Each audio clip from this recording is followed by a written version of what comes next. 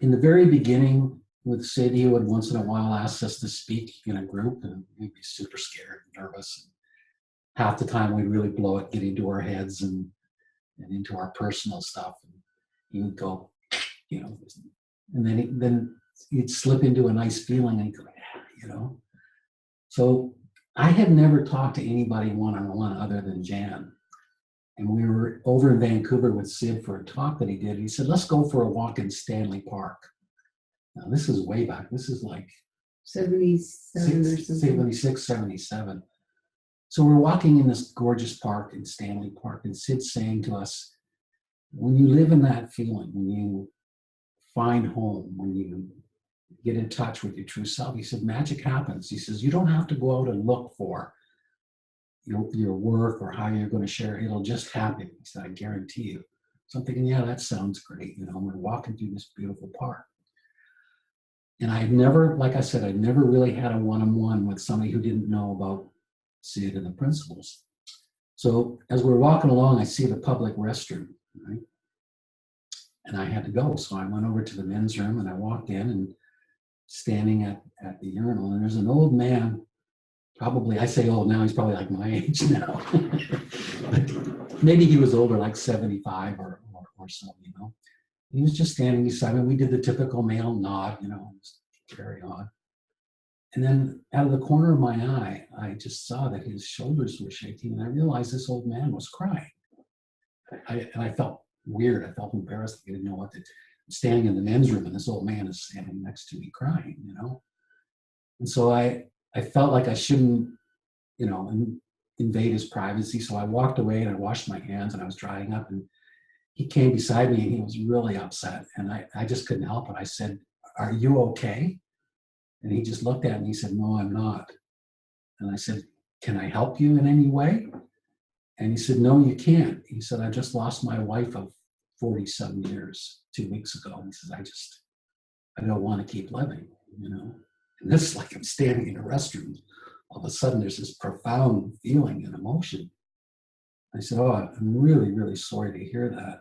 I said, do you want to sit on the bench outside for a while before you carry on? And he sort of shrugged, and we went out and we sat on the bench in the sunlight coming through the trees, and I'm just sitting there. And he started talking about how horrible his wife's death was, and the cancer, and her suffering, and how he couldn't stand it, and it wasn't right. She didn't deserve that.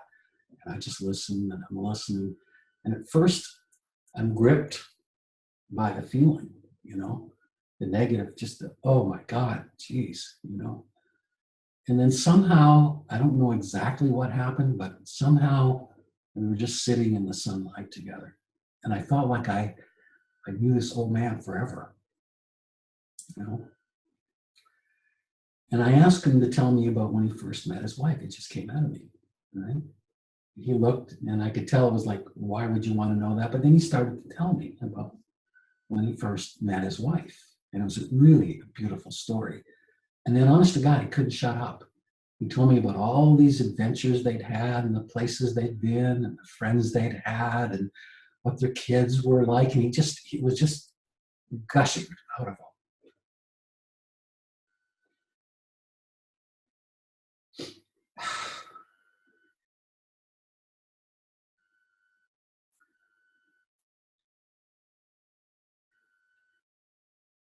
Sorry.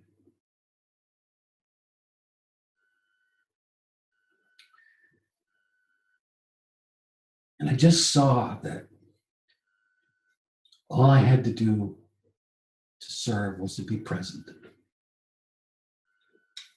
and have the gift of the feeling that I was given. I didn't have to say a word. I never talked about the principles or Sid Banks or anything. I mean, it would have made no sense anyway. But 45 minutes later, he finished telling me basically the story of his life, and his whole face had changed. He was like lit up, you know? And we just stood up, and he shook my hand really vigorously and smiled and walked off. I never saw him again. You know? But when I got caught up with Sid and I told him again, he just went, that's it. That's what this sharing is. That's it. So don't think about it anymore. That's it. So we can never overestimate the power of just being ourselves and being in that state. And you have no idea what's going to come to you or who's going to come to you, how it's going to reveal itself, you know. And that happened to me like 47 years ago, and I can still feel every moment of it. You know? It revealed a new world to me.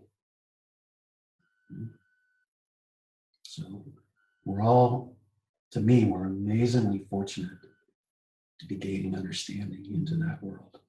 You know? And it will serve us in all parts of our life, but particularly in our relationships, for sure.